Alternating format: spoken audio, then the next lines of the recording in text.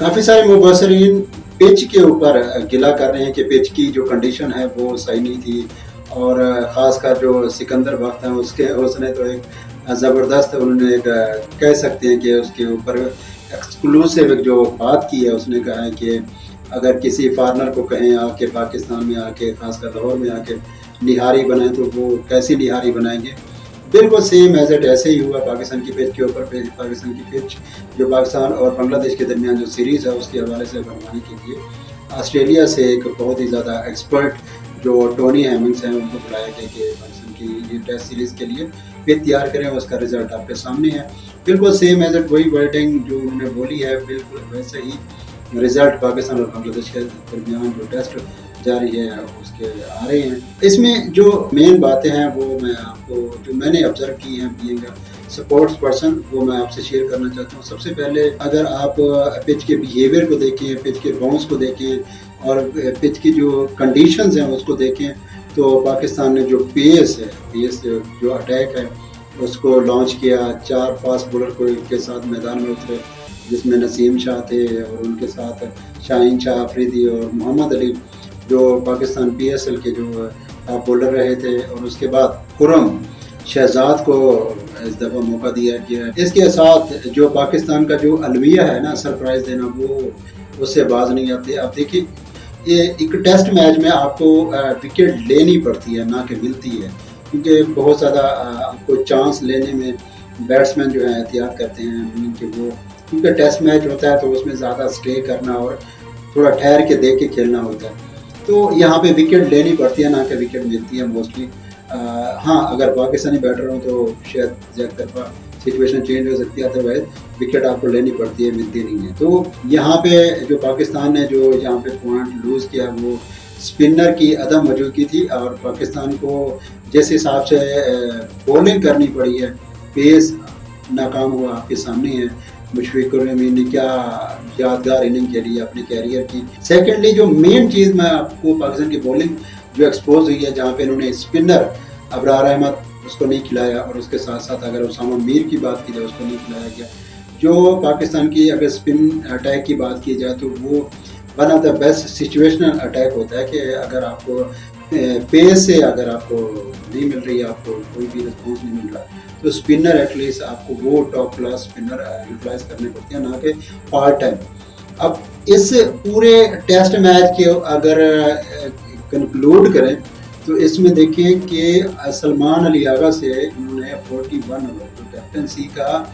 IQ level कहें कि या उसकी थिंकिंग कहें या उसकी क्रिकेट अप्रोच चेक करें, जिसको एक मौका दिया गया कि टेस्ट कैप्टनसी का, और उसमें उसकी जो अप्रोच है वो आपके सामने है। सलमान अली आगा से 41 जो पार्ट टाइम, मेरे हिसाब से पार्ट टाइम बॉलर भी उनको कंसीडर नहीं किया जा सकता, उससे आपने टेस्ट मैच में सबसे ज़्यादा ओवर कराए, 41 ओवर आपने उससे कराए। उसके बाद आपने शाहीन शाह अफरीदी और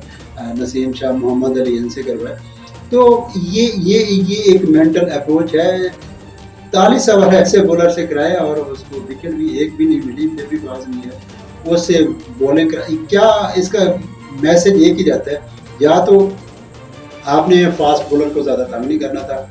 या तो आपको फास्ट बॉलर से कोई रिस्पॉन्स ही नहीं था, या तो आप एक टाइम गुजारने का जो एक था कि आपने बस टाइम गुजारना है, 5 दिन पूरे करने हैं टेस्ट, बस इसको बगैर किसी एंड के इसको अपने फाइनल करना है। दूसरी तरफ अगर श्रीलंका जो होस्ट कर रहा है, श्रीलंका और इंग्लैंड के मैच की बात की जाए तो वो चौथे दिन, आज चौथा दिन था, चौथे दिन ही उसका रिजल्ट आ गया और इंग्लैंड ने वो मैच 5 विकेट से जीता, जिसमें अब देखिए क्रिकेट यहाँ तक पहुँच गई है। और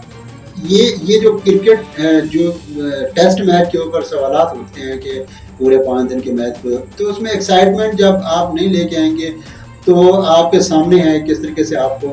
फ्री टिकट्स देनी पड़ी आवाम को ताकि वो आए और इस इवेंट को देखें और इस मैच को आके सपोर्ट करें। रिस्पांस ये लेवल है भाई आपकी क्रिकेट का और ओवरऑल आपके रिस्पांस का और पब्लिक जो इंटरेस्ट है उसका। तो काइंडली अगर जब तक आप पिचेस को उस लेवल की नहीं बनाएंगे जो इंटरनेशनल स्टैंडर्ड को मीट करती हो اور جو ریزلٹ اورینٹڈ جب تک ٹیسٹ میچز پاکستان میں ویسے بھی آپ کو پتہ ہے جو میرے جہاں تک یاد میں آتا ہے تو پاکستان میں جو بھی ٹیسٹ میچز ہوتے تھے خاص کر انڈیا کے ساتھ وغیرہ تو وہ ریزلٹ اورینٹڈ بہت کم ہوتے تھے، ٹرائی ہوتے تھے، 700+ رنز بن رہے ہیں ایک ٹیم کے اور دوسرے بھی تقریباً اتنا بنا گے، اور یہ اس طرح کے پیچز اگر آپ پروڈیوس کریں گے تو ریزلٹ اورینٹڈ جب تک ٹیسٹ میچز نہیں ہوں گے تب تک آپ کو شائقین کی طرف سے بھی یہی رسپانس آئے گا، فری ٹکٹ بھی دینے کے باوجود آپ کو گراؤنڈ میں عوام اور تماشائی دیکھتے ہوئے نظر نہیں آئیں گے۔ اور سیکنڈلی جو سب سے امپورٹنٹ بات ہے وہ یہ ہے کہ جو آپ نے ایک رسپانسبلٹی آپ نے دی ہے شان مسعود کو کہ وہ ٹیسٹ کی کیپٹنسی کریں، اور اپنے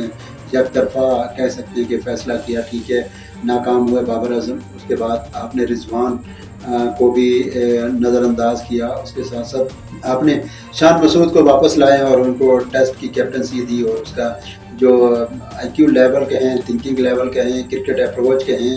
یا اس کی اپنی مینٹل اسٹرینتھ کہیں، ڈیسیجن میکنگ پاور چیک کریں تو وہ دیکھیں تو میرے حساب سے وہ فلاپ ہوتی ہوئی نظر آئی۔ میں حیران ہو گیا جب میں فگر چیک کیا اسکور بورڈ کے اوپر تو سلمان علی آغا سے انہوں نے 41 اوور کرائے اور جس کا رزلٹ 9 وکٹ، تو اس کا مطلب تو یہی ہے کہ یا تو کیپٹنسی فلاپ جا رہی ہے، یا آپ کو کوئی مشورہ دینے والا نہیں ہے، یا آپ انٹرسٹڈ ہی نہیں تھے کہ اس کا کوئی رزلٹ ہے۔